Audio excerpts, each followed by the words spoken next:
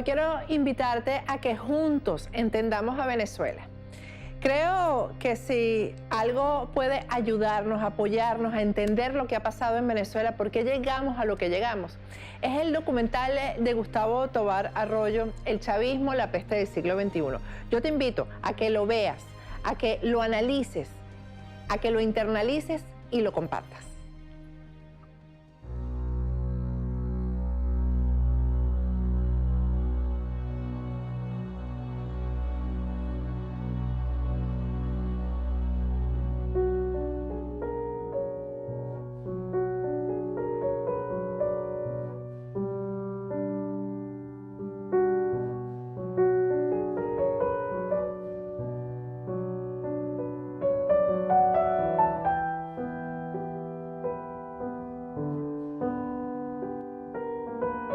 Desde los orígenes de la civilización, el peor enemigo del hombre ha sido el hombre. No se ha conocido epidemia o catástrofe natural que haya causado tanta ruina y muerte como la que nos hemos causado los hombres a nosotros mismos. Las guerras, las tiranías y las dictaduras son las cicatrices humanas más vergonzosas de la historia de la civilización. Venezuela, el país más rico de América Latina, vive una desconcertante transformación política y social a partir de 1992.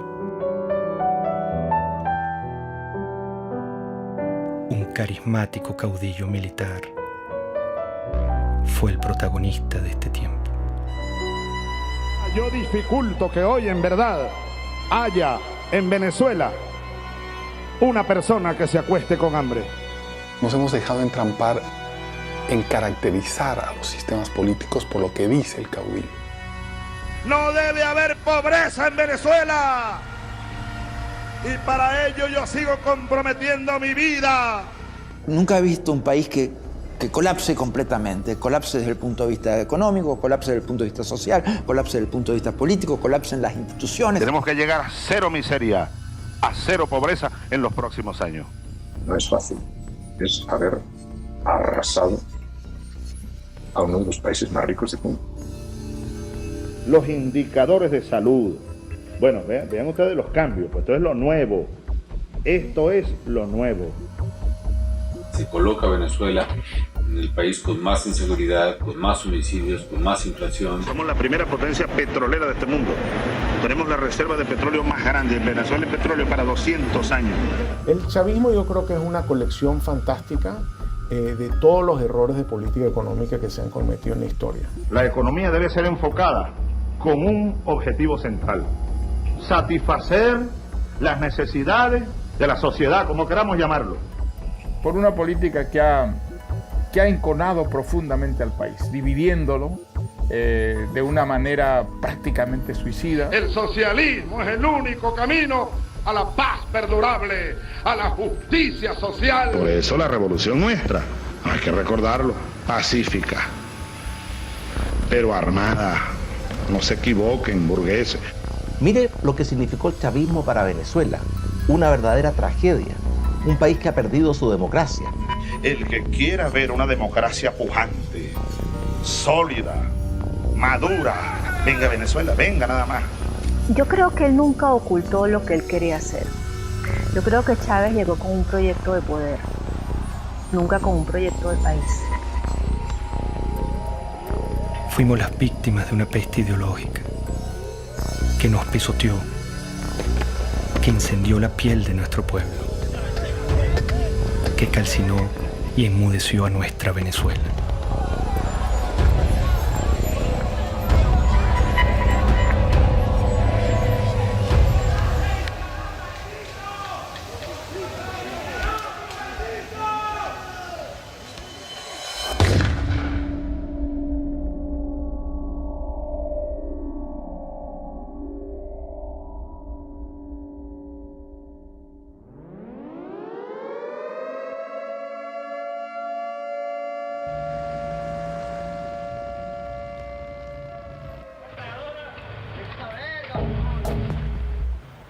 Al filo de la medianoche del 4 de febrero de 1992, Venezuela era sorprendida con un sangriento golpe de Estado.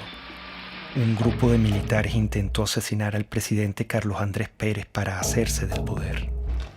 La ira militar latinoamericana se volvía a pronunciar.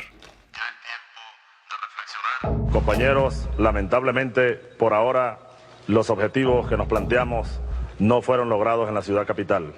Es decir, nosotros acá en Caracas no logramos controlar el poder. Ese no fue su primer discurso. Su verdadero discurso lo había pronunciado horas antes con una refriega de balas y de tanques.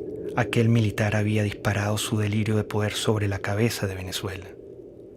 Había herido de muerte a la democracia. Bueno, Chávez representó un retroceso para Venezuela. Seguramente la democracia venezolana era imperfecta y necesitaba muchas reformas. Creo que cuando termine esta pesadilla que vive Venezuela, habrá una comprensión cabal del desastre que significó el golpe de Estado. El golpe irrumpe por las ansias personales. Ellos argumentaron que había un problema social, que ellos venían a hacer justicia. Chávez, desde que entró a la Academia Militar, prácticamente planeó la insurgencia, desde que era teniente. Y siendo teniente coronel, que había planificado eso durante por lo menos 15 años, usó su cátedra en la escuela militar para preparar e infiltrar. Eso fue un plan armado durante muchísimos años. Yo lo conocí a las 5 de la mañana del 4 de febrero del 92, que ingresé al Palacio de Miraflores con el presidente Carlos Andrés Pérez y vi que todavía estaban limpiando la sangre en el piso de la entrada de la oficina del oficial que Chávez mandó a matar a Carlos Andrés Pérez. Atacaron con bazucas para tratar de matar a la esposa del presidente de Venezuela, a sus hijas y a sus nietos. Si él hubiera triunfado en el golpe, hubiera fusilado a Carlos Andrés Pérez y hubiera fusilado a su familia. Para él, la muerte ajena es un instrumento de lucha política.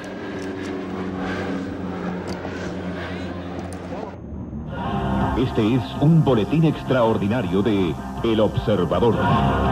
Ustedes pueden observar en este momento cuando uno de los aviones Bronco intenta lanzar cohetes exactamente en este momento está cayendo uno de los cohetes cerca del palacio.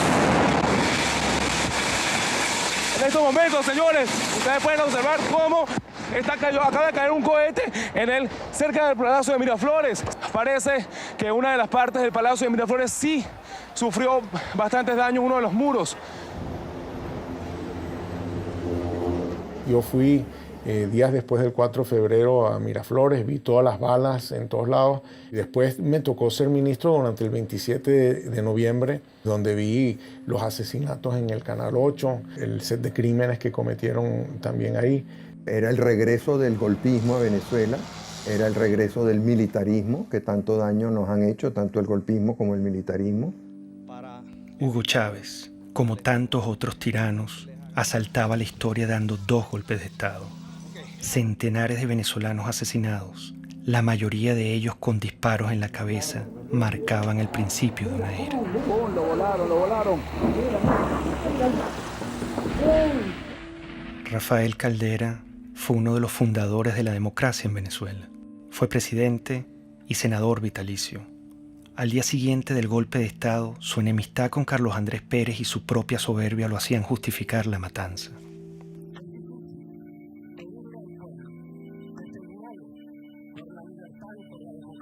Su ambición de poder le daría un rol protagónico en el ascenso de Hugo Chávez. Irresponsablemente llegó a decir: debo confesar que el 4 de febrero Chávez me causó una excelente impresión como se la causó a todo el mundo. Aquellos segundos que usó Chávez en la televisión presentaron un hombre equilibrado, sensato. Lo cierto es que Hugo Chávez acababa de asesinar a centenares de venezolanos.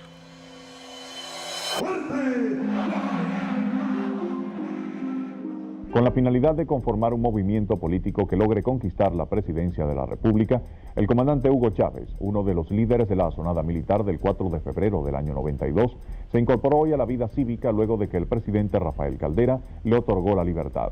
Esta generación militar que tomó el camino del sacrificio se forjó en el Fuerte Tiuna, en los cuarteles militares, va a demostrarle a los politiqueros venezolanos cómo se conduce un pueblo hacia el rescate de su verdadero destino. Le dieron un sobreseguimiento a los golpistas y ni un solo venezolano le levantó su voz. Eso es un indicador de que no sabíamos lo que era la democracia. Y las democracias se defienden con uñas y dientes. El movimiento bolivariano revolucionario 200 va a la calle, a la carga, a tomar el poder político en Venezuela.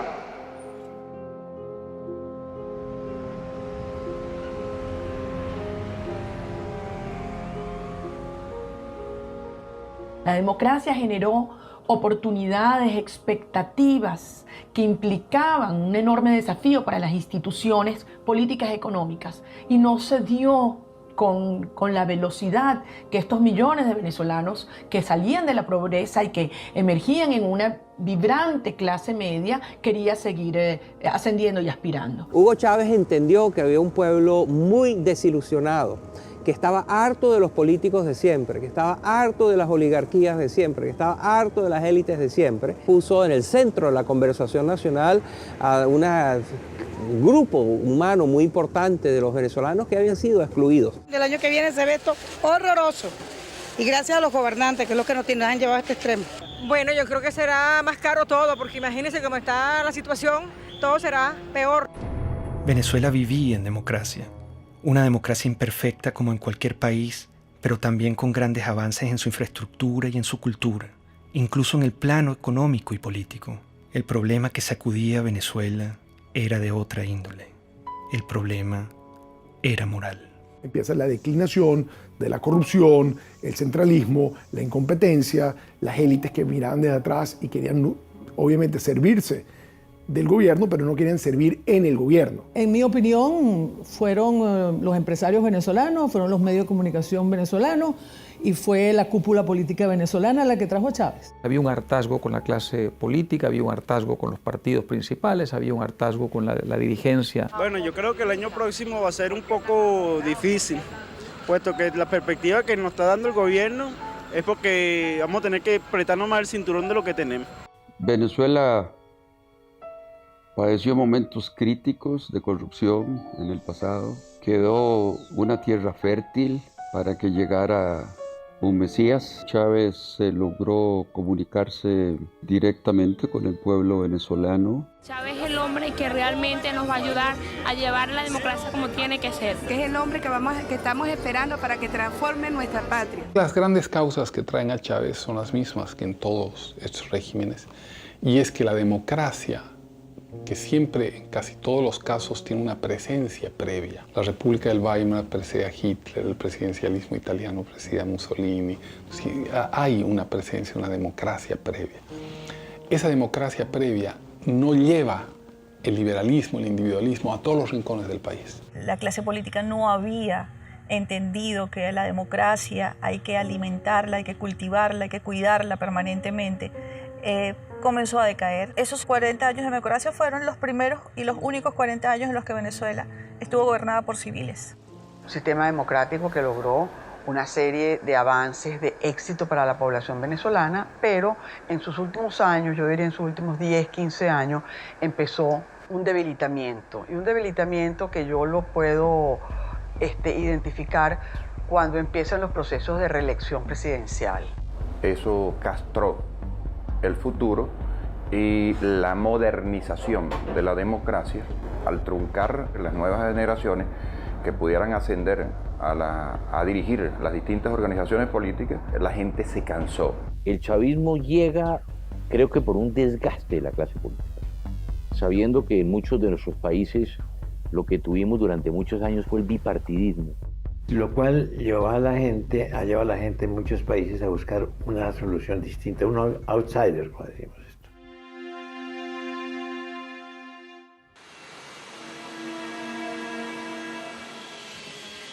Hugo Chávez apenas salía de la cárcel viajó sospechosamente a La Habana, Cuba. Fue recibido con honores de jefe de Estado por Fidel Castro. Ahora, nuestro homenajeado de esta noche, el comandante Hugo Chávez.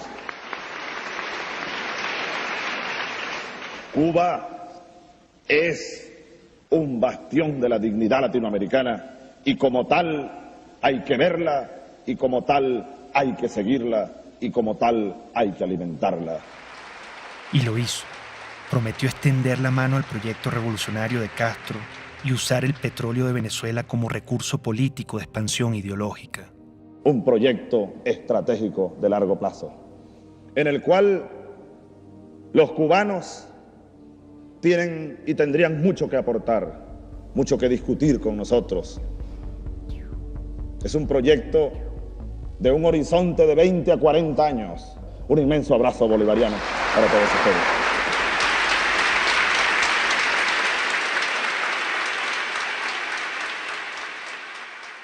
Veinte años más tarde, todo estaba claro. Ese era el Chávez que no quisimos ver ni escuchar. Hugo Chávez es una creación de Castro en un país que tiene el momento adecuado. Ya lo había intentado antes con la guerrilla, penetrar con la guerrilla, y va fracasando en muchos modelos.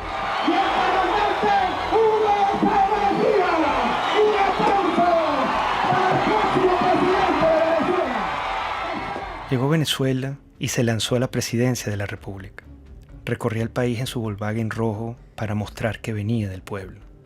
Los venezolanos pronto olvidaron al militar asesino.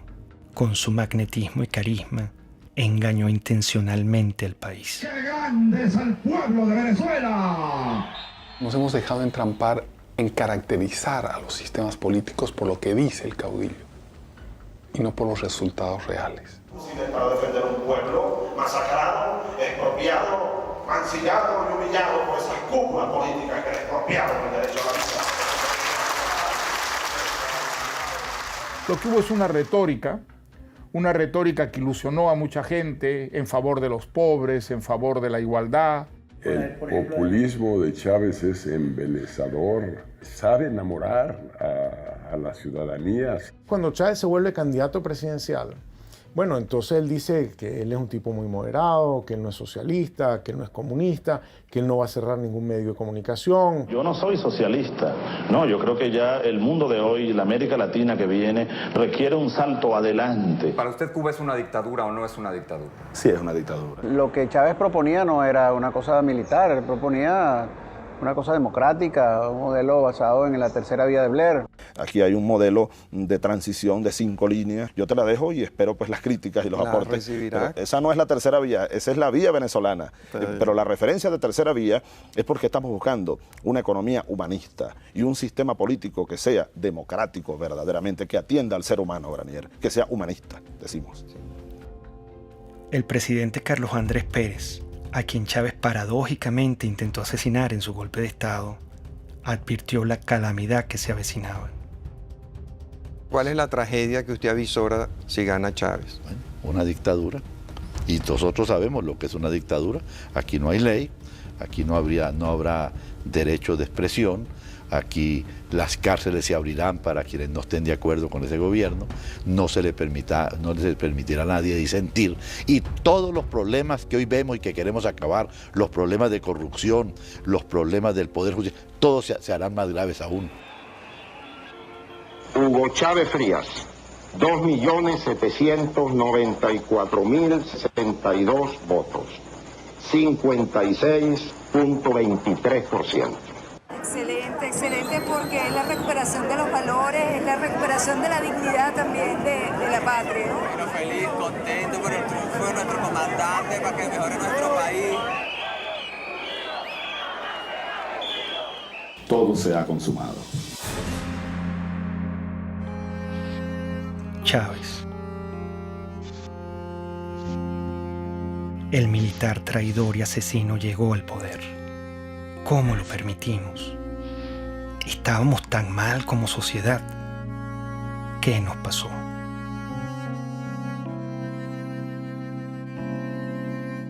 Cuando yo conocí a Hugo Chávez, yo le dije, te advierto una cosa, lejos de ser tú la solución, tú eres la encarnación del problema de Venezuela. El hecho de que tú seas presidente es la demostración más clara de que este país fracasó. Yo no creía que pudiera tener éxito. Lo que oía del propósito, el propio juramento de la Constitución, me parecía de un adanismo esencialista muy peligroso. Te lo juro sobre esta moribunda Constitución, impulsaré las transformaciones democráticas necesarias para que la República Nueva tenga una carta magna adecuada a los nuevos tiempos.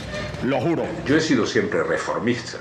Entonces, todos los liquidacionistas me parecen que son ahistóricos, que van en contra de la historia, que crean lo que Malraux decía, revoluciones que son un día de fuego y 50 años de humo. Chávez se encuentra con una nación rota, malherida y rabiosa, presa fácil para un caudillo populista. Yo creo que Chávez era un personaje muy simple, cuando yo lo conocí. Simple en sus planteamientos políticos, que no tenía claros. Quería un cambio en Venezuela, pero no sabía exactamente muy bien hacia dónde. Chávez, el líder o el payaso o el cómico o el político, saca de la tumba a ese Drácula que causó tantas millones de muertes y tanta pérdida de valor en el siglo pasado, y lo desentierra y lo pone a caminar precisamente en nuestra América Latina y destroza Venezuela. En México se dice que no hay pillo que no sea simpático, ¿no? Y yo creo que Chávez es una perfecta descripción de eso. Por lo menos era muy simpático. No quiero abundar en la parte del pillo. Siempre lo que quiero y mi palabra es la ley.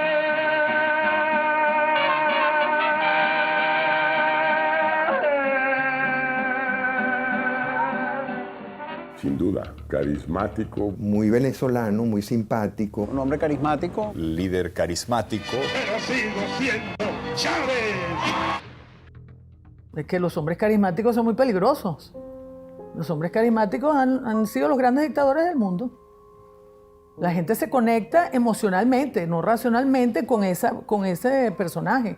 Había en él atributos que ayudaron a hacer de él una figura populista muy lograda. Evidentemente había una capacidad oratoria o retórica, pero con un poder de seducción muy notable. Había en él también una lectura intuitiva, no creo que intelectual, pero sí intuitiva, de un amplio sector de la sociedad venezolana. Eso es muy importante en un caudillo. El idiota. Nosotros fuimos tan ingenuos, casi podría decir entre paréntesis tan idiotas, que pensamos que ya se había desaparecido ese personaje en los años 90. El idiota con toda su mitología, con todo lo que... Resulta que el idiota reapareció enterito, exactamente con todos los dogmas. Somos pobres porque los países ricos nos explotan, porque nos pagan mal nuestras materias primas y se enriquecen. Somos pobres por la oligarquía, toda esa tontería. El capitalismo siembra odio. En el capitalismo impera el odio. Fue evidente de un inicio democrático a cómo se fue separando ideológicamente, cómo se fue convirtiendo en una propuesta que no es ni siquiera de sustento ideológico, sino populismo puro, afán de poder, de controlar, de tener, de dominar, de mandar.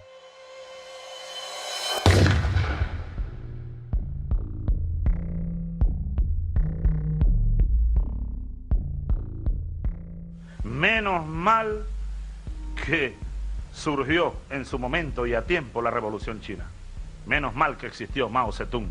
Al chavismo lo define muy bien la necrofilia ideológica, que es una manera que yo estoy utilizando para describir este amor apasionado por ideas muertas, por ideas que han sido probadas en un país una y otra vez y han fracasado, ideas que han sido probadas en otros países y también fracasan, y sin embargo las abrazan y las adoran y las tratan de seguir impulsando a pesar de que tenemos toda la información de que no funcionan. El chavismo es el rescate de unas ideas mezcladas en una ensalada anacrónica que pasan por el marxismo, por las teorías de Engels, por el libro rojo de Mao, el verde de Gaddafi, Simón Bolívar, todo mezclado.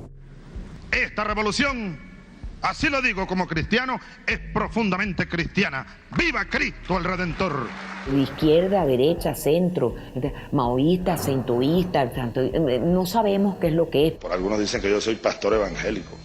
palero, santero, católico, cristiano. Marxista no soy porque no me formé en el marxismo. Es una nueva forma de caudillismo militar. Y también soy marxista. Es muy confuso en su formulación porque es capaz de mezclar una figura como la de Bolívar con un pensamiento de fondo aparentemente marxista. Es tremendamente confuso, es una nueva forma de populismo. El hombre desde siempre había sido un comunista.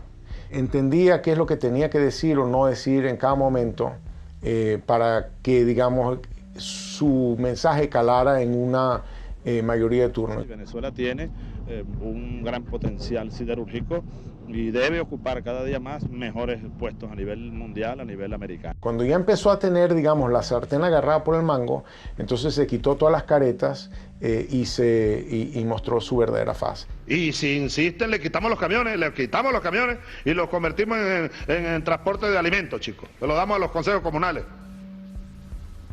Y Mendoza que vaya a hacer no sé qué, lo que le dé la gana, a denunciarme en la OEA, en la Corte Celestial, donde le dé la gana. Se fue apartando claramente de los principios más elementales de lo que es un gobierno democrático.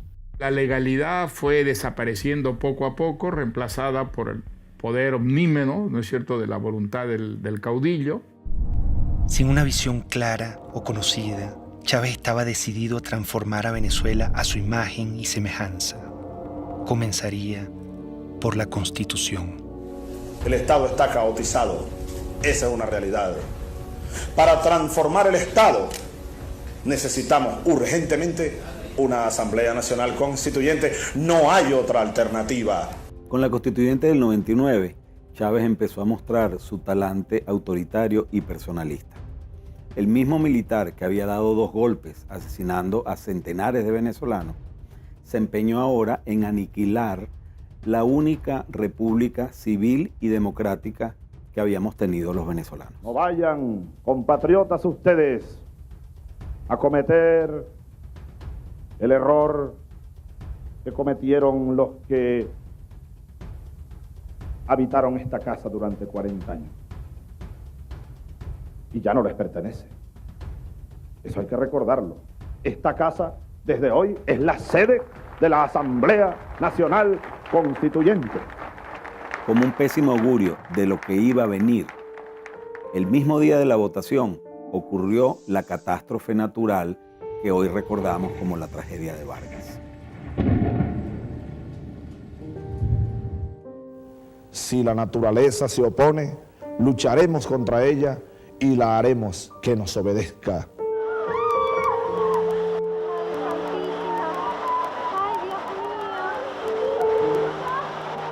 Ha nacido la República Bolivariana de Venezuela.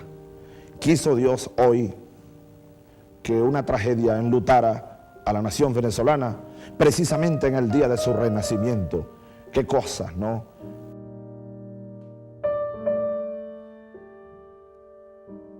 El drama que se vive en el estado Vargas es definitivamente inarrable. No se conoce las personas que perdieron la vida en esta implacable tragedia natural. El drama no finalizaba.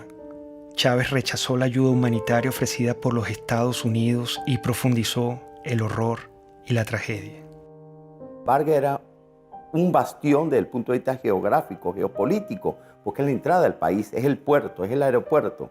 Y si se sembraba una recuperación por la vía estadounidense, pues yo iba a ser la imagen más notoria de lo que implicaba la recuperación de Vargas.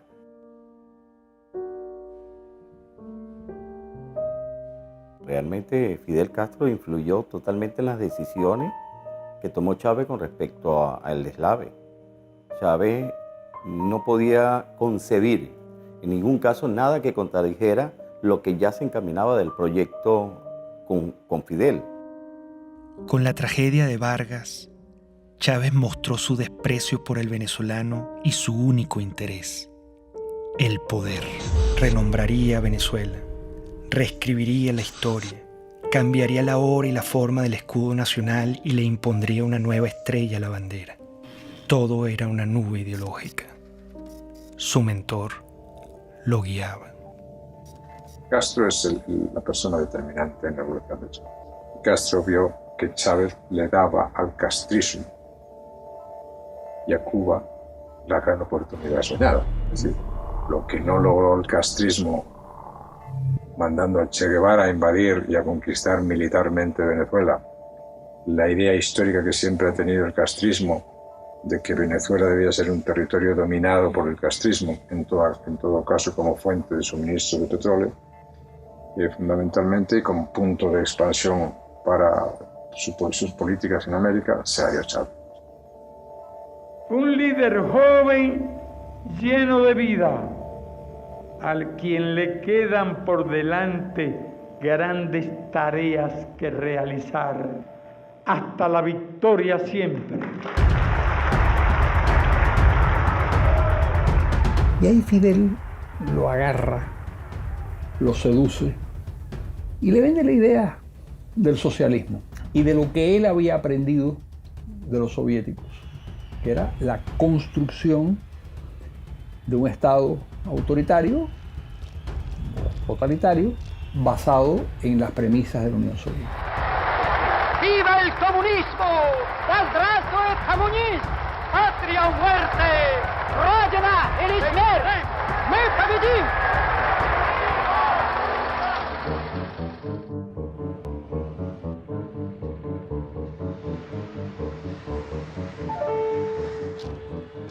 Venezuela se vestía de verde oliva.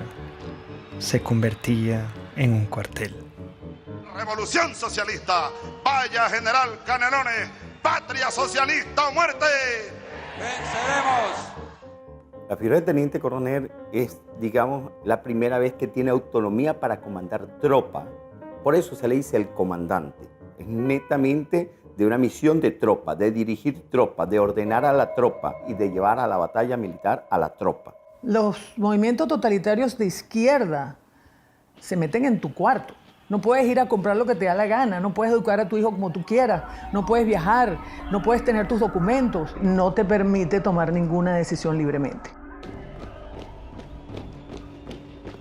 Él dijo, la revolución es pacífica pero no pendeja, porque los tanques, los aviones, los fusiles y los cañones de las Fuerzas Armadas están al servicio de la revolución. Porque de ahora en adelante tendremos generales, almirantes, oficiales y tropas revolucionarios, antiimperialistas, socialistas y chavistas, para que les duela más. Yo era presidente de PDVSA, hablé con él sobre el tema y le dije, caramba, presidente, mire, me preocupa mucho lo que usted dijo, porque las Fuerzas Armadas no están al servicio de ninguna parcialidad política. Las Fuerzas Armadas están al servicio de la República y la revolución es una parcialidad política. Ellos no entienden que al definir la Fuerza Armada como chavista le están atribuyendo una parcialidad política a un grupo que es armado de toda la sociedad venezolana. O sea, nosotros tenemos partidos políticos en Venezuela y un partido político que está armado con el ejército. Chávez gastaría miles de millones de dólares en armamento militar. Si tomamos en cuenta que desde 1830 las armas venezolanas solo han sido usadas contra venezolanos, el peligro era inminente.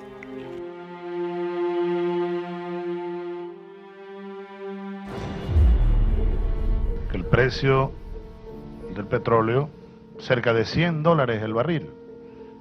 Desde nuestro punto de vista es un precio justo. Ya a los 7 meses, 8 meses de Chávez, el petróleo sube y ese es el gran factor que utiliza él para poder irradiar su revolución. Un barril de petróleo que pasa de $8 a $150 y que permitió entonces comprar todas las complicidades dentro y fuera del país. Estos irresponsables, porque fueron unas personas sin ningún control, empezaron a utilizar ese dinero para adquirir poder político internacional y poder político nacional, lograron una combinación en la cual de una u otra manera tenían al pueblo contento. Con la subida de los precios del petróleo, la primera institución comprada o más bien secuestrada sería el sistema electoral, acción encubierta y determinante para consolidar su poder. Nosotros todos los rectores del Consejo Nacional Electoral estamos constitucionalmente en la obligación de defender a la institución. La primera jugada maestra fue en el sistema electoral. Pusieron al frente del Consejo Electoral a Jorge Rodríguez, un psiquiatra experto en manipulación de masas y en manipulación de la verdad. A partir de entonces, nunca más en Venezuela hubo una elección libre y transparente como se conoce en las democracias del mundo entero. Un gobierno que llegó al poder también por las urnas, con elecciones, y luego también siguió celebrando algunas elecciones, se hizo reelegir, pero donde evidentemente existía un control y una concentración de poder muy fuerte. Chávez y el chavismo y todo el poder cubano ya desde el principio empiezan a construir el fraude. Consejo Nacional Electoral de Venezuela niega la posibilidad de realizar un reconteo de votos. La presidenta del organismo, Tibisay Lucena, anunció que escrutar las papeletas sería regresar al sistema electoral manual del pasado. Primero reclamamos que Tibisay Lucena vaya presa porque hizo fraude. El fraude fue genial. La forma como lo armaron fue genial. Y la razón por la que era imposible detectar era porque el fraude no fue hecho generalizado, sino puntual. Cada mesa tenía una forma de hacer el fraude en esa mesa. Uno no puede esperar nada de un régimen que lo controla todo y poner tus esperanzas en lo electoral.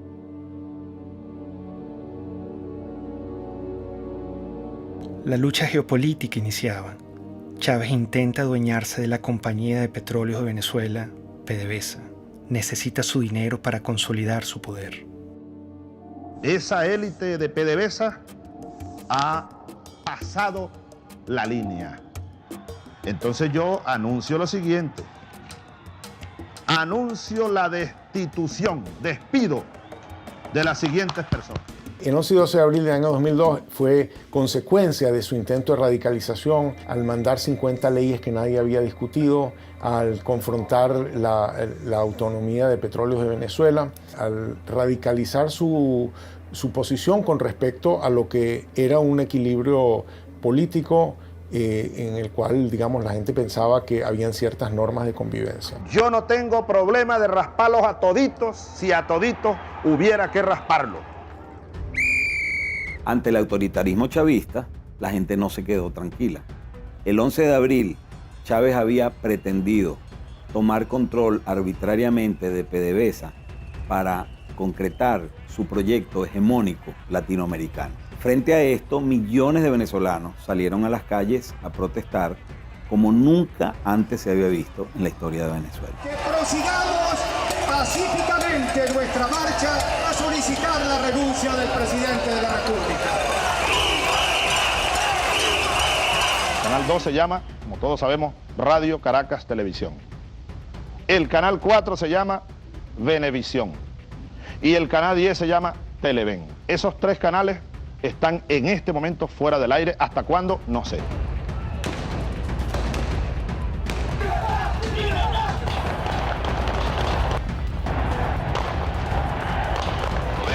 La aplicación del plan Ávila. Y el primer movimiento que vamos a hacer es la columna del batallón Ayala. Muchos manifestantes fueron asesinados. Chávez volvía a disparar a la cabeza de venezolanos inocentes como lo hizo en su golpe de Estado. Hay que responsabilizar como ejecutor a Rodríguez Chacín. Hay que, como autor intelectual y jefe de esa banda de delincuentes, al propio Chávez, al propio presidente de la República. Esto es una acción contra el sentimiento más noble del venezolano. ¿Usted pudiera decir que la acción de los francotiradores estaba bajo conocimiento del presidente? Absolutamente seguro que estaba bajo conocimiento, que fue ordenada. Estamos frente a un asesino, con toda la extensión de la palabra. Una persona enferma, un paranoico, enfermo de poder, que cree estar poseído de una tarea histórica, destruyendo y matando venezolanos.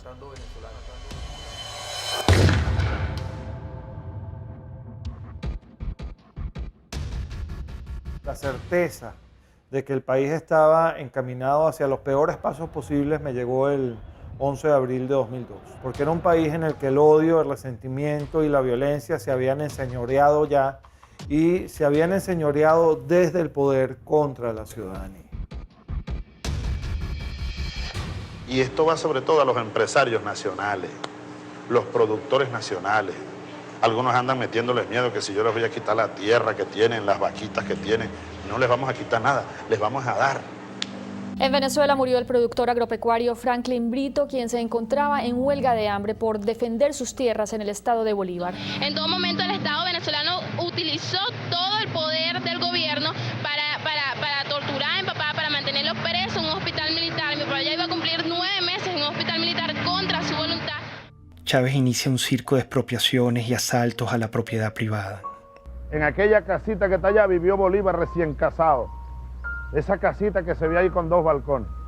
Y ahí lo que están en unos negocios, exprópiese. Él expropia y no produce y además quiebra a los que están produciendo. Si tratan de parar la producción, les expropio todas las plantas de procesamiento de arroz. Se las expropio, no tengo problema. No crean que les voy a pagar con dinero contante insonante. Si Chávez sobrevolaba en helicóptero una zona agrícola y Chávez se asomaba a la ventana y decía, ¿de quién son esas tierras que están ahí? Están bien buenas esas tierras. Bueno, al día siguiente esas tierras estaban expropiadas. Entonces ahora yo les digo, yo estoy interesado en comprar y vamos a nacionalizar el Banco de Venezuela. Empieza a hacerse el estado de la banca, de seguros, de industrias, sobre todo industrias de alimentos. Las va destruyendo y deja al pueblo de Venezuela sin comida, con el cuento de que el empresario es un hereje que no tiene virtudes. Se vuelve a un discurso muy antiguo, maniqueo, de buenos y malos. Que están explotando a la clase media sobre todo, porque ellos, los privados, casi no construyen viviendas para el pueblo. No, ellos siempre hacen es viviendas de alto costo para la clase media y la exprimen a la clase media, la exprimen. Cuando yo veo que Hugo Chávez Frías dice que comenzaría el proceso de expropiación, ya lo habían hecho con algunas empresas, y que había que atacar a la empresa privada, y dije, ay, ¿qué es esto? Cambió el rumbo totalmente, pero el Hugo Chávez del 2000, del 98, ese no era el Hugo Chávez Frías, y ahí están todos millones de venezolanos, creímos en una esperanza. Esa esperanza se sepultó porque yo lo viví en carne propia. El daño económico que se le ha causado a la sociedad venezolana, que podría ser hoy día uno de los países más prósperos del mundo, después de haber tenido el boom de los precios del petróleo. Y sin embargo es un país que está arruinado, con un crecimiento negativo gigantesco, con desabastecimiento, con pobreza, con angustia, con desesperanza. Frente al atropello, una mujer lo encaró.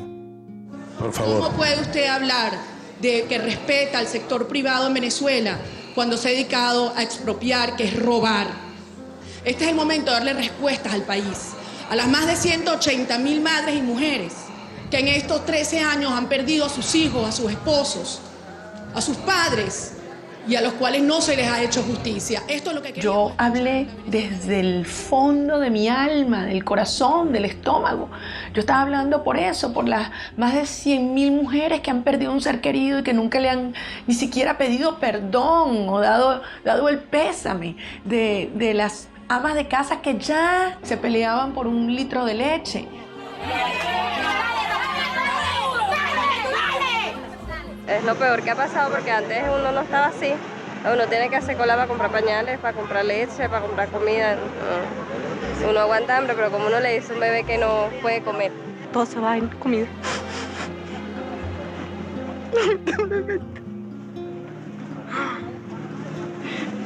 Estamos pasando trabajo.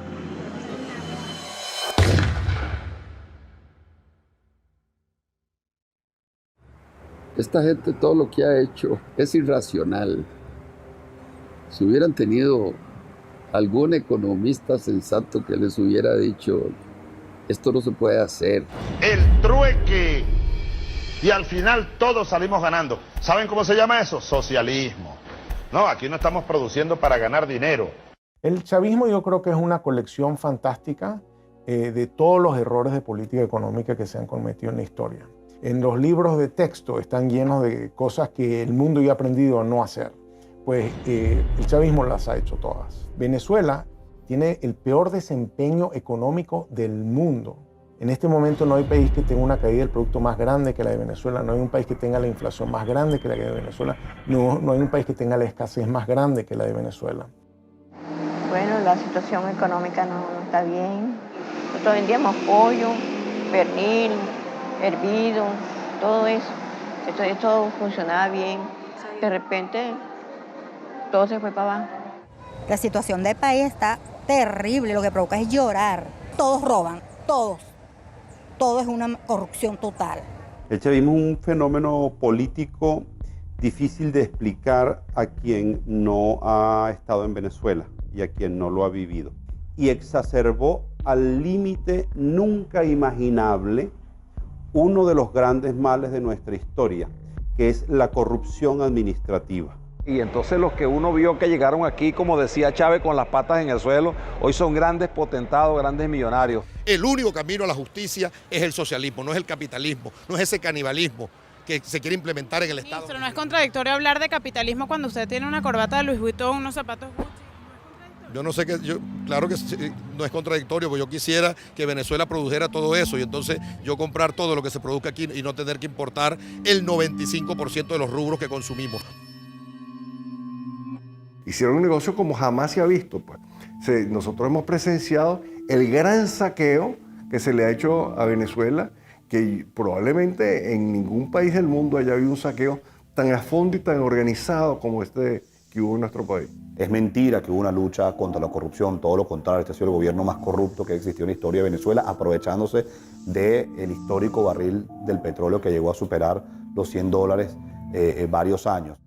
Tanto gasto desproporcionado y lujo se apoyaría con el crimen organizado. En entrevista exclusiva con NTN 24, Emily Blasco, corresponsal del diario ABC en Washington, aseguró que el hijo del fallecido presidente Hugo Chávez utilizó aviones de la petrolera estatal PDVSA para transportar droga hacia el extranjero. En el libro Ilícito lo que yo simplemente documento es que no hay nada nuevo con respecto al crimen, excepto que llegó el siglo XXI y le añadió la posibilidad de tener grandes carteles criminales que operan internacionalmente y que trafican con todo tipo de ilícitos, de gente, de drogas, de armas, de dinero y de política. El chavismo es un proceso por el cual el lumpen, los sectores delincuenciales de una sociedad, se apoderan del poder. No son los intelectuales que uno soñaba en el marxismo-leninismo que se apoderaban del poder. Son los sectores más delincuenciales de la sociedad.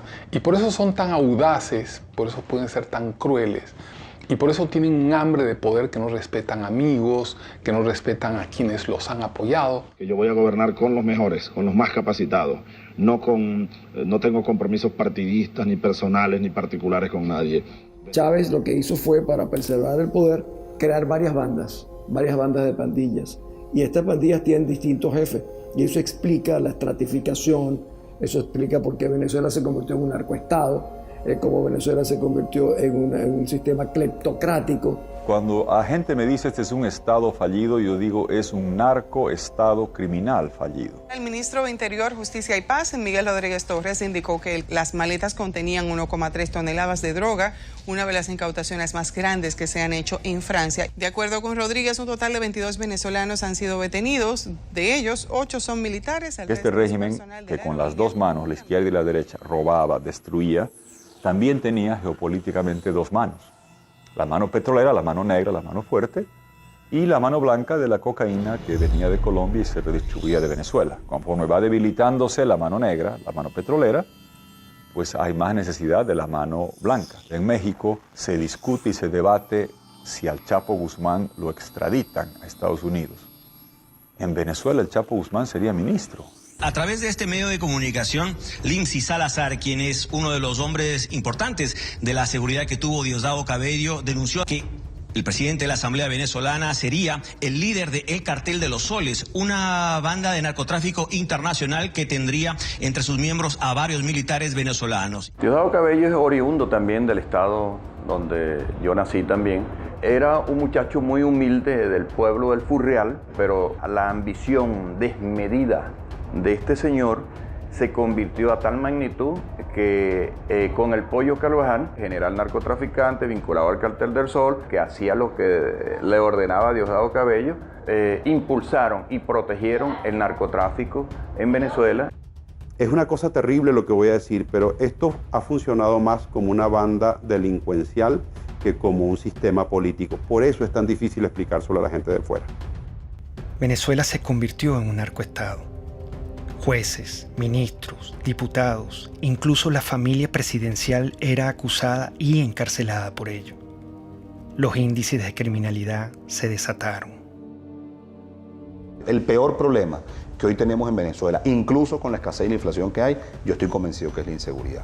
Es la inseguridad que es la consecuencia del 98% de impunidad. Una impunidad que protege a las bandas organizadas, una impunidad que protege a aquellos que tienen granadas, que tienen fusiles, que andan en vehículos blindados. Estamos presos y con temor. Tenemos mucha inseguridad, muchos malandros en la calle que nos callan. Y esto no puede seguir así. Que en el mes de marzo, en esos 30 días, en la morgue de Caracas, haya habido ingresos de muertos por violencia que se equipararían a las muertes por violencia de un año de la España de 46 millones de habitantes, es aterrador. Y el ritmo sigue aumentando. El peor legado de Hugo Chávez son los cientos de miles de muertos que han hecho no solamente que familias enteras se enluten, sino que millones de personas dejen Venezuela.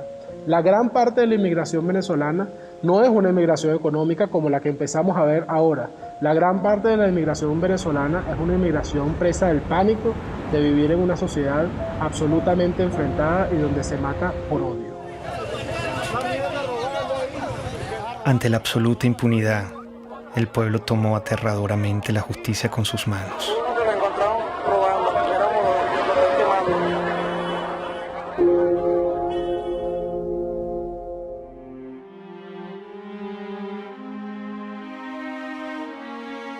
En la lógica totalitaria no existen argumentos, existen posiciones e intereses. Está la revolución y lo que le conviene a la revolución, y están los enemigos de la revolución y lo que le conviene a los enemigos de la revolución. Y si tú dices algo, nunca te contestan una idea. Porque hay informes de que estuvo en la Orchila. Claro, de la Orchila. Tú estás repitiendo basura. Por eso, tú lo que estás aquí es repitiendo basura. Eso no es cierto. Tú por tu boca estás repitiendo basura. No, yo le estoy preguntando. Pero está bien. Mi labor es preguntar. Está bien, pero estás recogiendo la basura. Estás recogiendo el basurero, el estiércolero. Siempre te hablan de ti, de tu posición, de tus intereses, pero no de la idea. Yo creo que sin lugar a dudas la violencia que se vive en Venezuela, de todo tipo, es también producto del discurso. Para que no sean ridículos, ¿vale? Porque es un tarado, es un imbécil, no sabe ni hablar. Es un fascista. Y este bandido lo tiene con su plata. Se concentró en una forma de hacer política abiertamente polarizante, generando la división entre los buenos y los malos. ¡Y jalabola de los yanquis! ¡El candidato jalabola! Métodos horripilantes, degradación verbal, violencia. ¡Yanquis de mierda! ¡Váyanse al carajo 100 veces! Cuando tú ves que te nombran escuálido en televisión nacional, te insultan, le insultan a las personas que piensan diferente, indudablemente está coaccionando a las Fuerzas Armadas a sentirlo como enemigo. Y el enemigo, dentro de la mentalidad militar, hay que destruirlo, hay que aniquilarlo. Chávez empezó a ser amigo o a presentarse como amigo de aquellos violadores a los derechos humanos como eran Gaddafi, que inclusive fue invitado a Venezuela y le dieron honores. El caso de Omar al-Bashir, quien por cierto al día de hoy todavía tiene una orden de captura por crímenes de lesa humanidad. Incluso Mugabe también fue, digámoslo así por lo menos lo presentó como amigo de Chávez. Entonces de alguna manera Chávez trató de incorporarse y crear su grupo, digamos, de socios violadores de los derechos humanos para hacerse ver como víctimas de lo que son los gobiernos tradicionales. En América Latina también tenía sus aliados. Las fuerzas del comunismo, del terrorismo y del narcotráfico lo postularon como su líder continental. Poco después de su charla privada con los directores de varios medios de comunicación, el ministro de Defensa hizo una corta intervención en la que dio por cierta las pruebas sobre la presencia de guerrilleros en Venezuela. Lo que dice Manuel Marulanda a Chávez en uno de los párrafos que reza así es lo siguiente: nosotros, es decir las FARC, siempre estaremos atentos en caso de agresión gringa a aportar con nuestros modestos conocimientos en defensa de la revolución bolivariana de Venezuela. La FARC y el ELN no son ningunos cuerpos terroristas, son ejércitos que ocupan un espacio. Hay que darle reconocimiento a las Fuerzas Armadas Revolucionarias de Colombia y al Ejército de Liberación Nacional. La primera declaración me llamó la atención porque hablaba de la imparcialidad frente a la guerrilla colombiana. Y yo le llamé la atención, le dije, presidente Chávez, usted está llegando a un país en que hay democracia, hay instituciones, por lo tanto usted como presidente de una hermana república como de Venezuela no puede hablar de imparcialidad. Pero él mantenía ese discurso. A veces cuando yo hablaba con mi canciller y hablábamos con otros presidentes, creíamos que era un poco, esa es la inexperiencia de Chávez, y yo creo que todo estaba absolutamente calculado. La milicia popular va a tener su vehículo, su armamento, sus cuarteles de milicia y su organización. Ustedes son una fuerza guerrillera, pues, para decirlo más claro. La milicia, yo podría decir que es un partido armado, que es un cuerpo que crece y se desarrolla casi al mismo volumen de las Fuerzas Armadas orgánicas. Y hay otra cosa muy delicada, que son los colectivos, organizaciones armadas. Todo es el poder, para mantenerse en el poder. Vemos entonces milicias o colectivos armados disparando contra personas. Vemos agresiones ya no solo disparando civiles contra personas, sino de cuerpos o agentes del Estado que trabajan y han sido estructurados para trabajar en favor de la revolución.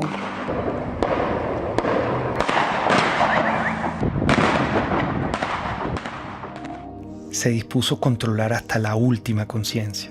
No quería críticas. La libertad de expresión también debía ser pisoteada. Hay un señor por ahí, de esos representantes de la oligarquía, que quería ser presidente de la oligarquía. Y que luego esos gobiernos adecocopellanos le dieron concesiones para tener un canal de televisión. Estoy viendo la televisión, una cadena más, y me llama la atención el tono en el que está hablando delante de militares. Y ahí es donde él hace el anuncio de que él va a cerrar a Radio Caracas. No habrá nueva concesión para Radio Caracas Televisión. Se acaba la concesión. Ya está redactado la medida. Así que vayan preparándose, apagando los equipos, pues.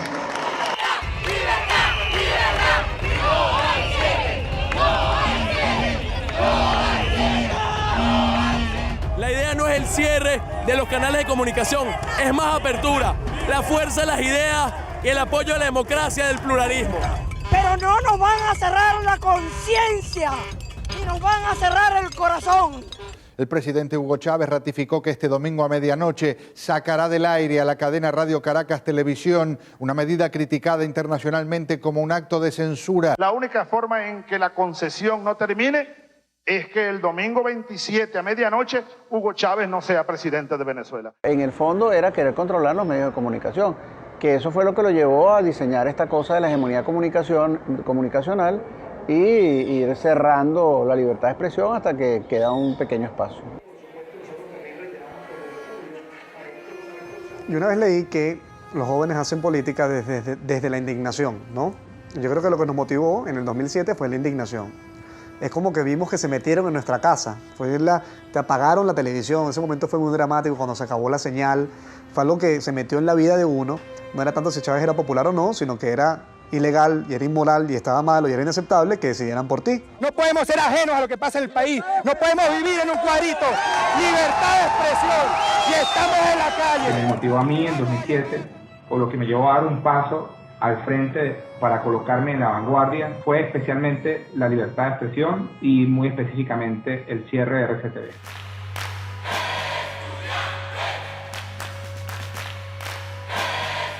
El movimiento estudiantil del año 2007 es el hecho social más importante de los últimos 50 años. Esto es un movimiento que surge en defensa de la libertad, de la dignidad, de los derechos humanos.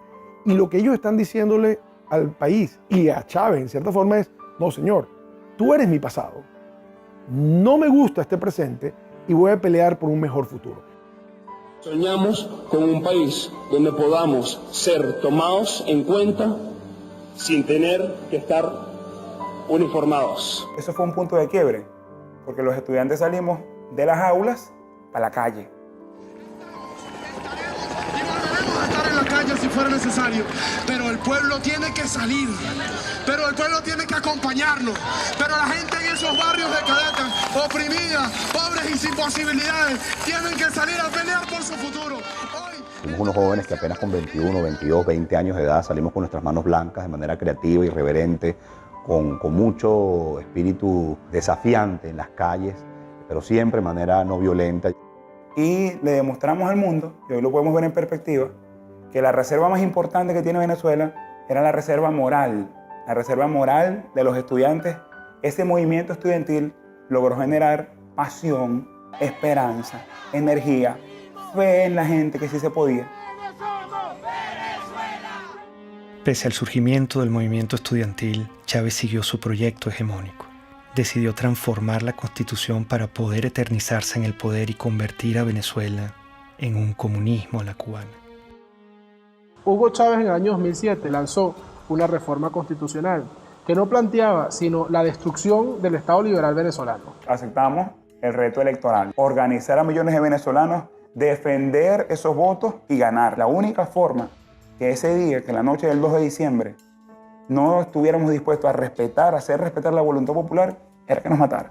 Por eso el gobierno se echó para atrás y no se robó la elección del 2007. La opción del no, 4.504.354 con un 50.70%.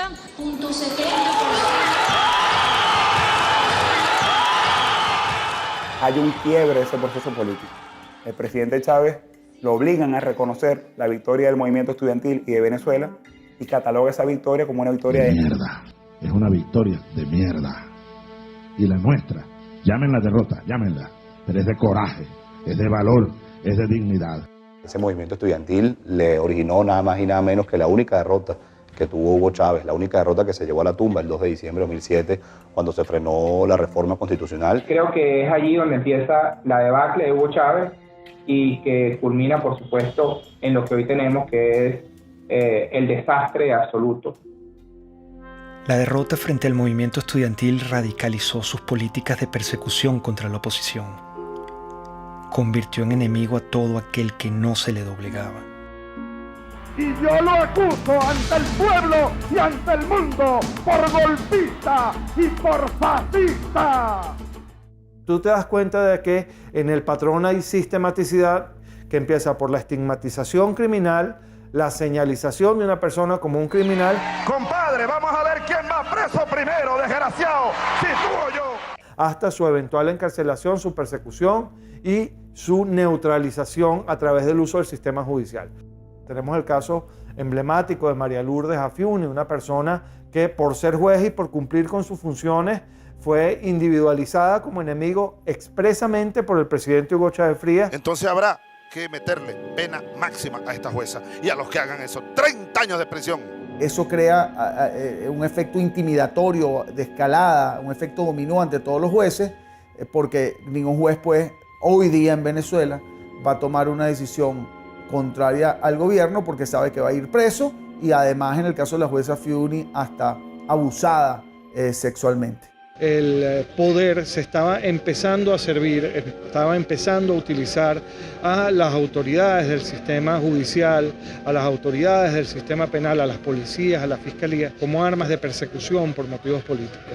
Fechas en las que se han producido cerca de 4.000 detenciones, arrestos o privaciones arbitrarias de la libertad de fundamentalmente jóvenes por protestar contra el poder. Ese pobre muchacho no estaba haciendo nada. Ha pasado con los médicos, los farmacéutas,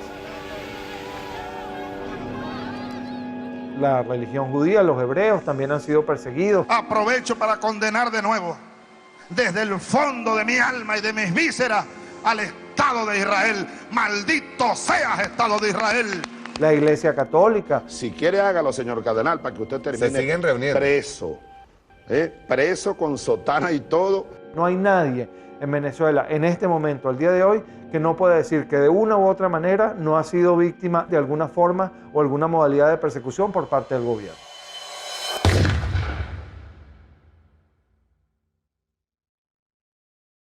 Yo los acuso de contrarrevolucionarios y hay que barrerlos del mapa político venezolano. A mí me acusaban de todo lo que le acusaban. Pueden acusar a una persona contra el gobierno: conspiración, asociación para delinquir, terrorismo, financiamiento al terrorismo. Tú estás allí simple y llanamente porque piensas diferente. Simple porque te conviertes en una amenaza. Y al convertirte en una amenaza eres su enemigo. Y al convertirse en su enemigo te tienen que aniquilar, bien sea moralmente o hasta físicamente. Esta lucha, hermanas y hermanos, es por todo el pueblo de Venezuela, que hoy está sufriendo cola, está sufriendo escasez. Los jóvenes no tienen empleo, no tienen futuro por un modelo equivocado. Leopoldo es un servidor público que ama lo que hace, que es servir a la gente.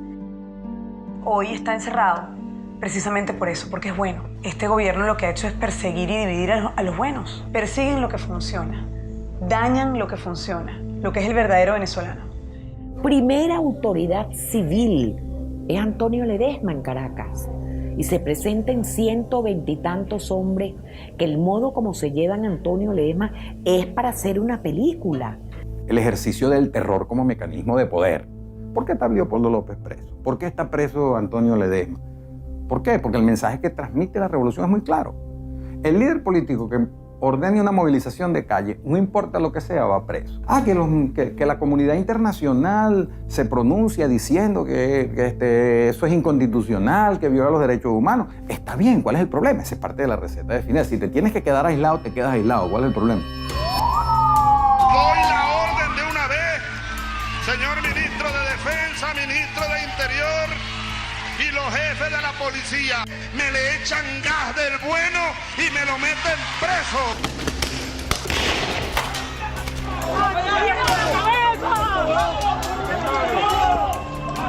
Chamo, están matando a gente, loco.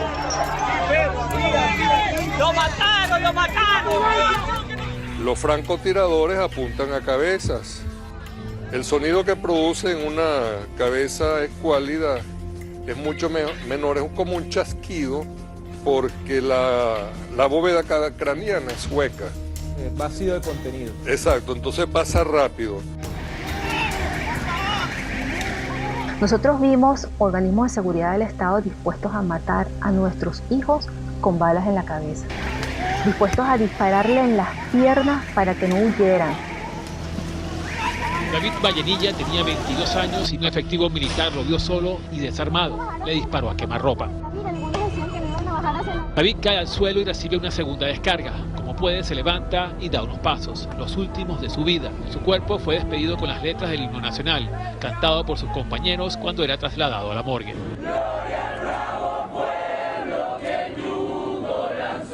Es la segunda muerte de un manifestante que es asesinado por militares delante de cámaras de televisión en menos de una semana.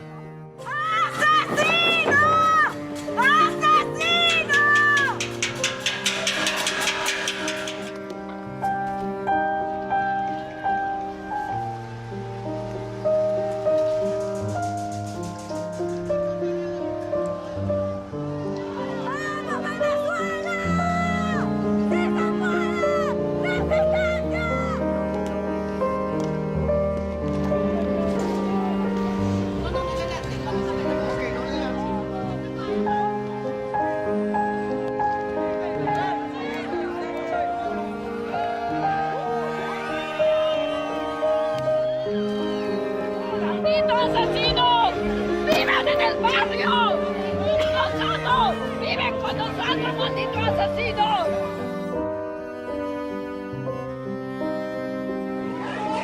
Un campo de batalla batalla. Así lució en la sede del Palacio Federal Legislativo tras el asalto de grupos... En la conmemoración de nuestra independencia, intentaron asesinarnos.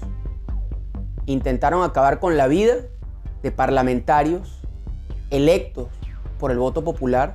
Unos golpes no son nada en comparación a los casi 100 jóvenes que han asesinado esta dictadura en Venezuela. Nosotros los diputados, si exigimos sacrificio, debemos estar dispuestos al sacrificio. Sí, los golpes nos duelen, pero no es más allá del dolor que sentimos cada vez que vemos que se nos deshace el país. La tortura ha sido en Venezuela sistemática porque Hugo Chávez hizo un guión con sus organismos de seguridad del Estado que todos siguieron. Los mismos funcionarios, los mismos métodos para lograr lo mismo, que es el control social, para castigar al disidente, para causarle más daño. No solamente estás preso, sino que además te torturo. Y bueno, los nuevos métodos de tortura, que son las torturas blancas, ¿no? Que se implementan en la llamada tumba.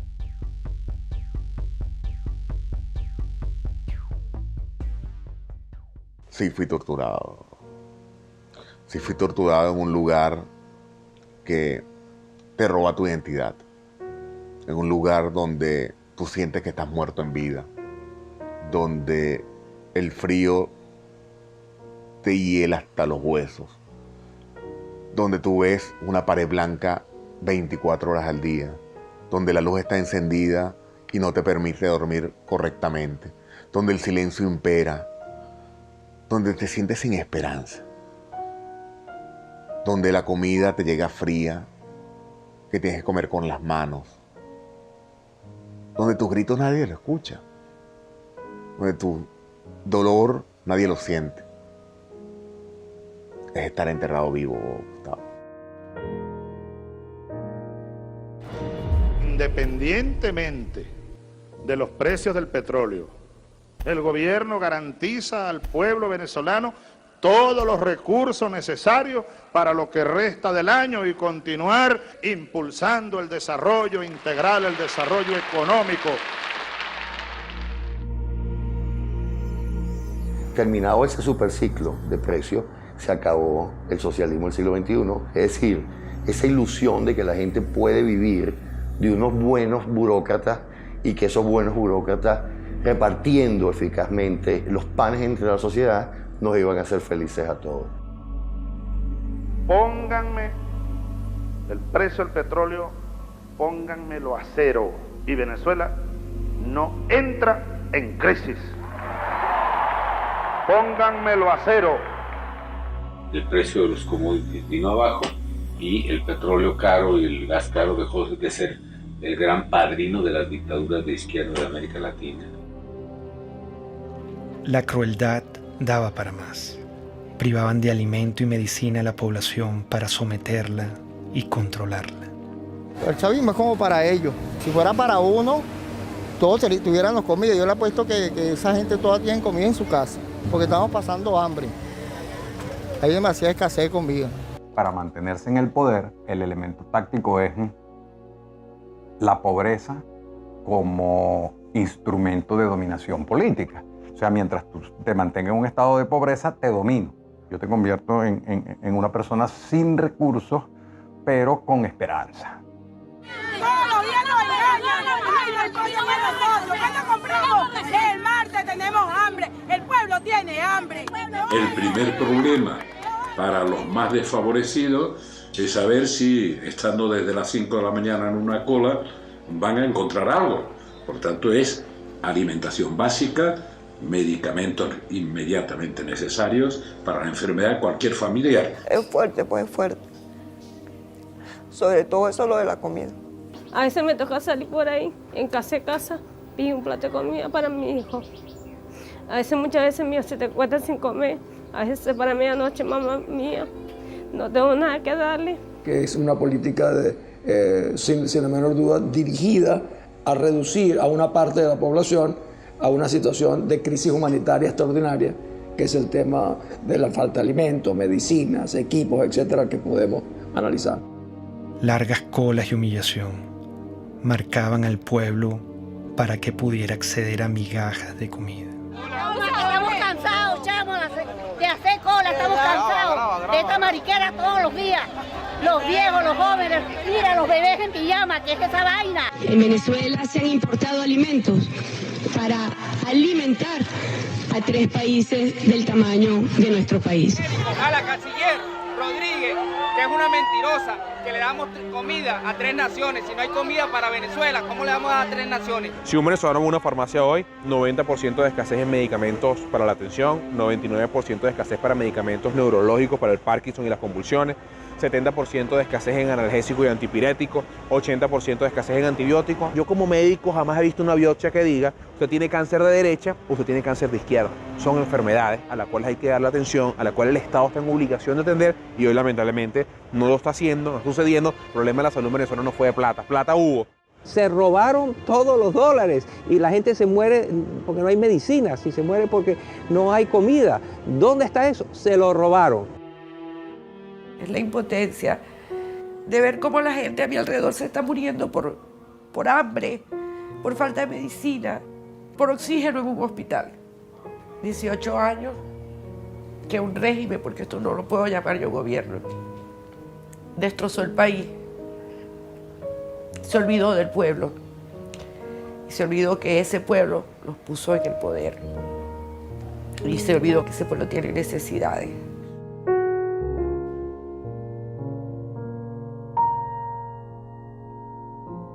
Cínicamente culparon a los colombianos de la escasez que ellos mismos habían causado.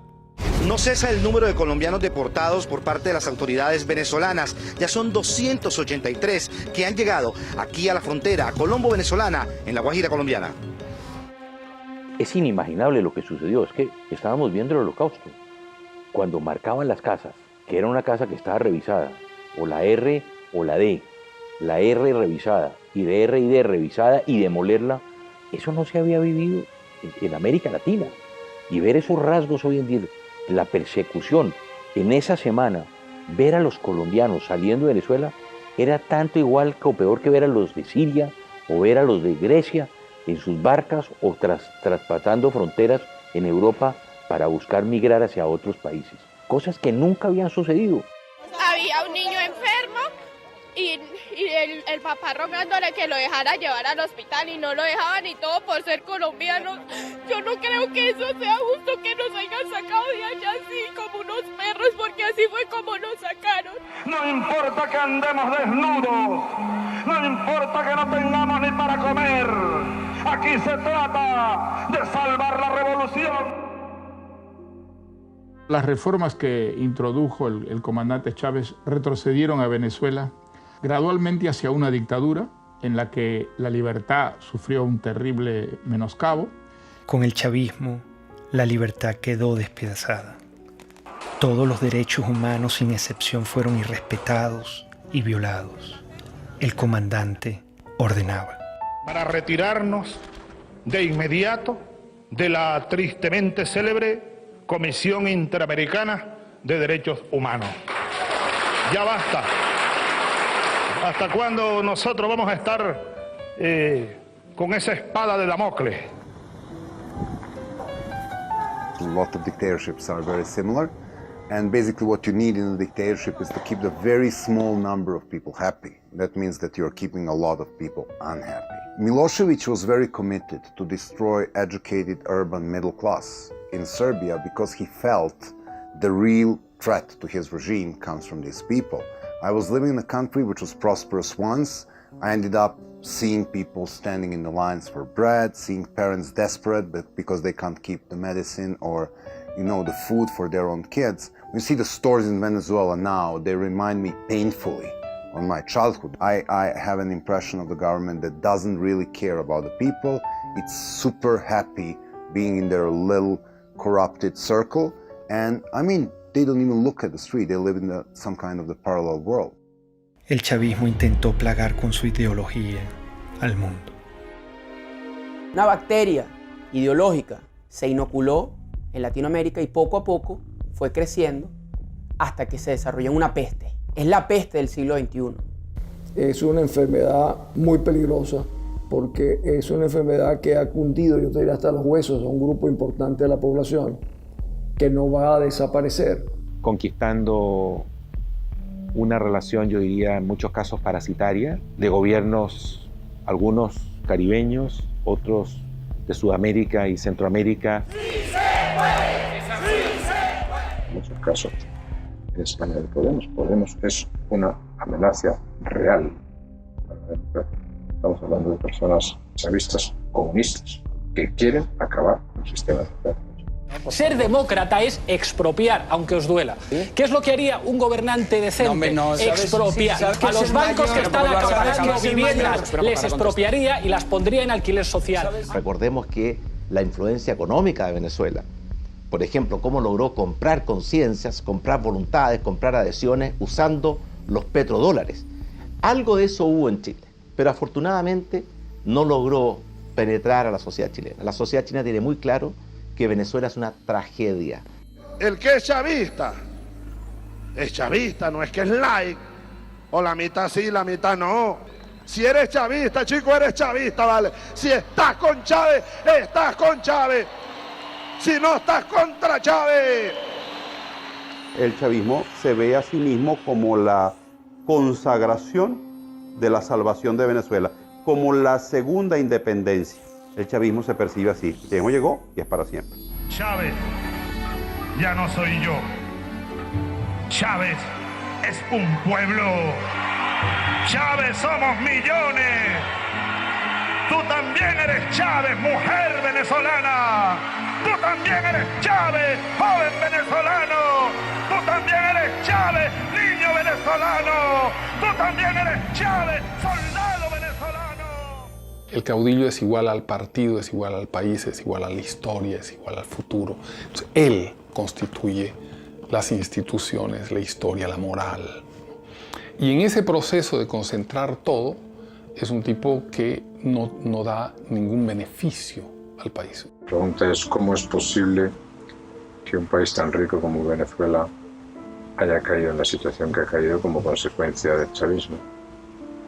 Pero también la pregunta podría ser muchas otras. ¿Cómo es posible que la Alemania, que era la gran nación avanzada en la literatura, en las ciencias, en la cultura, en la música, cayera en manos de una banda criminal que llevó al mundo a una guerra terrible y fue autora de un genocidio, los nazis, espantoso? Chávez empezó a convertirse en un traidor a la identidad venezolana. Empezó a cubanizar a Venezuela y empezó a introducir conceptos políticos que no forman parte de nuestra cultura. Yo creo que ese fue el gran error de Hugo Chávez. Creo que en la cima del poder se perdió y en la cima del poder adquirió unas ideas completamente desvinculadas con la sociedad.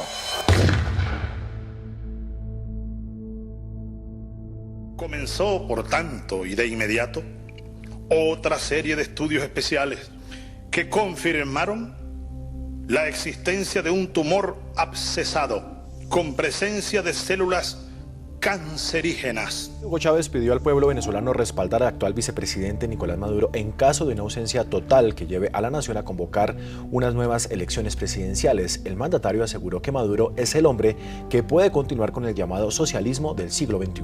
Si algo ocurriera, repito, que me inhabilitara de alguna manera, mi opinión firme, plena como la luna llena, irrevocable, absoluta, total, ustedes elijan a Nicolás Maduro como presidente de la República Bolivariana de Venezuela.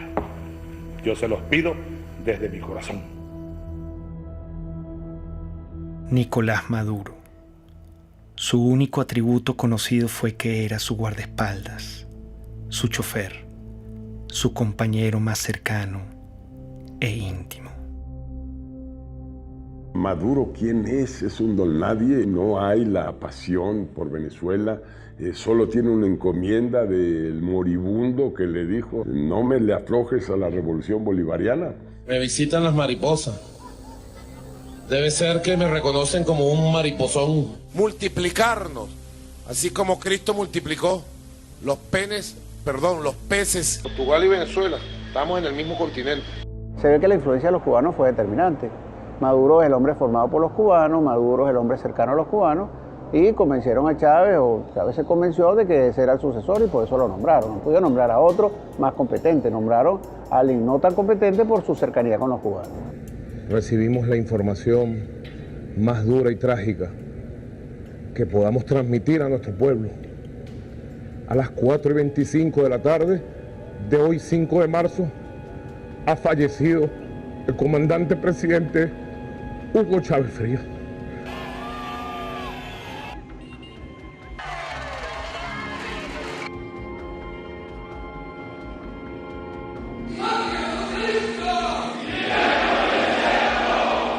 Vaya en paz.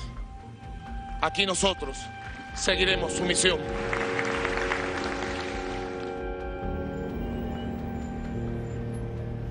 ¿Qué legado dejó? Lo que dejó fue el país destrozado. Eso fue lo único que dejó él. Corrupción, hambre, violencia, división entre familias. Ese es el legado de ese señor. Esta es una de las 7 plagas que cayó en Venezuela. Lo peor que ha existido en este mundo. Lo peor, esa es la desgracia más grande que tiene Venezuela. Haber llegado a ese hombre, estamos peor porque hay más muertos todos los días, más delincuencia, más escasez. O sea, estamos peor que un país en guerra. Nunca he visto un país que colapse completamente, que se desmembre la familia venezolana. 2 millones de venezolanos se han ido del país en los últimos 3 años, 4.000 a 5.000 cruzan por día la frontera de Colombia en solución de continuidad permanente. Entonces, esa es la situación que vive hoy el país, no tiene nada que ver con la situación que vivía cuando Chávez asume el poder. Su gran legado es demostrar que ni éramos tan fuertes, ni éramos tan demócratas, ni éramos tan hermanos, ni éramos tan guerreros, ni éramos tan sólidos, ni éramos tan echados para adelante. Que era fácil darle un empujón a eso, tirarlo todo por la borda y montarse sobre la gente. Nadie se puede imaginar que un país que no esté en guerra esté viviendo lo que está viviendo Venezuela. Ha destruido el sentimiento de pertenencia de los venezolanos como una unidad, como una ciudadanía compartida. ¡Estamos pasando hambre! ¿Puedes creer que esto sea justo, vale? El país cambió, la gente cambió, las miradas cambiaron. Ya tú en Venezuela no ves sonrisas, no ves alegría, ves indignación, ves frustración, ves miedo. Y eso lo vimos todos los días. Nos dañaron profundamente. Mire lo que significó el chavismo para Venezuela, una verdadera tragedia. Un país que ha perdido su democracia, donde no se respetan los derechos humanos, donde se persigue a los adversarios como si fueran delincuentes. Estamos en un país ahorita muy necesitado. Tenemos que comer comida de la basura. La situación que estamos viviendo ahorita es fea, ¿no? En el nombre de los pobres, de la justicia y de la paz, se ha cometido el crimen más grande en la historia de nuestro país. El crimen de lesa humanidad es un ataque masivo o sistemático a la población civil cometido por una organización, que puede ser estatal o no estatal, de acuerdo a un plan. La existencia de presos políticos, la tortura a esos presos políticos, la detención como instrumento político, la generación de violencia como instrumento político, la muerte de manifestantes u opositores. En todos los años del chavismo fueron 2.000 personas que fueron asesinadas, lo cual implica una utilización del asesinato como mecanismo de sujeción y de represión para sostener el aparato político bajo control.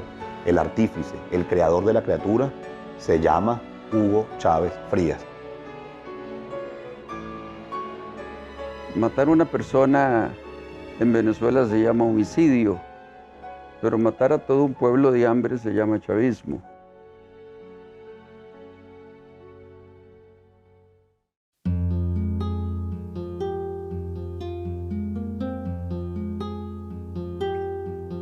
La única forma de inmunidad que existe contra la peste chavista es la conciencia. Mientras nuestro aliento sea capaz de empañar una lámina de vidrio, tendremos fuerzas suficientes para luchar por la libertad.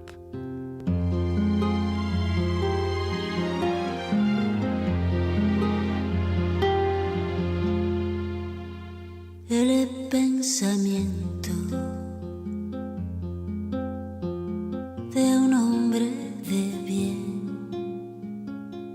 No podrán nunca encarcelar. Es luz,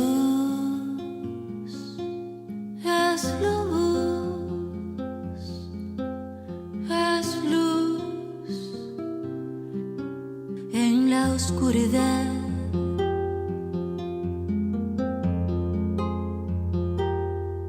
Dijo el poeta en su pesar que el destino es la libertad. Bala en el pecho, balas por detrás, bala en la frente, balas al andar, pero nuestro destino es la libertad, la libertad.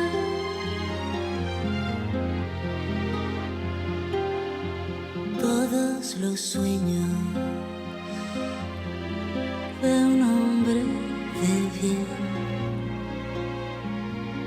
no podrán nunca encarcelar. Son luz, son luz, son luz en la oscuridad. El poder tiene miedo de caer, pero caerá. Él caerá. El poder tiene miedo de caer, pero caerá. Ahí caerá. Nuestro destino es la libertad, la libertad. Luz, es luz, es luz en la oscuridad. Nuestro destino